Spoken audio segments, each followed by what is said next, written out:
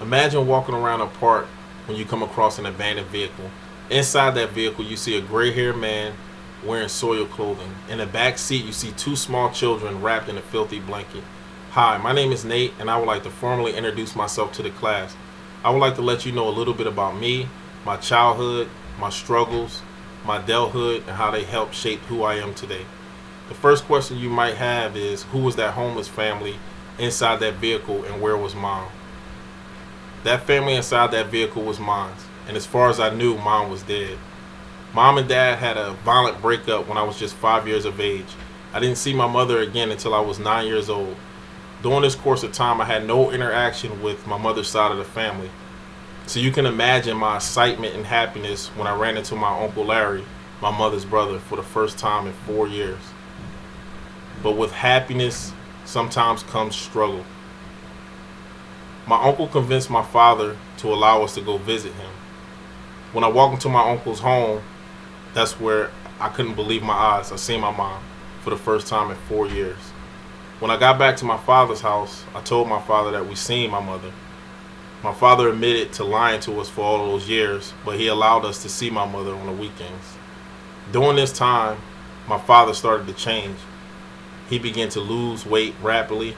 He began to stop eating, stop taking care of himself. That's when I realized that my father was addicted to drugs. At this point, I had a decision to make, and that's when I decided to run away to go live with mom, and I brought my sister along with me. Living with mom had its own issues. She dated a violent boyfriend, and her boyfriend and I got into an altercation, and that's when my mother kicked me out.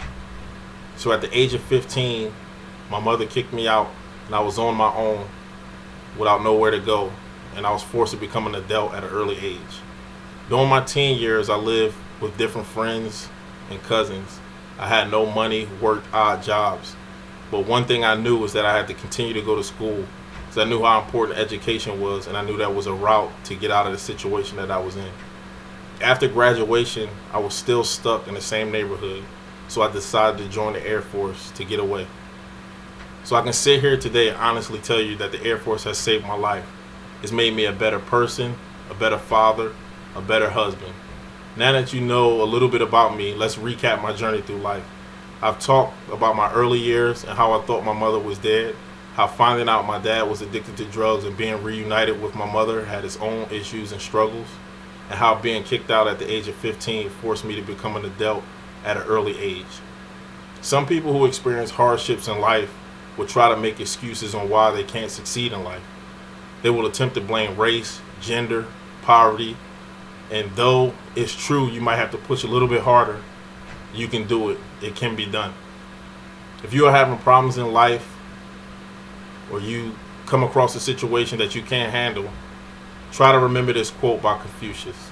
Our greatest glory is not in never falling, but in rising every time we fall.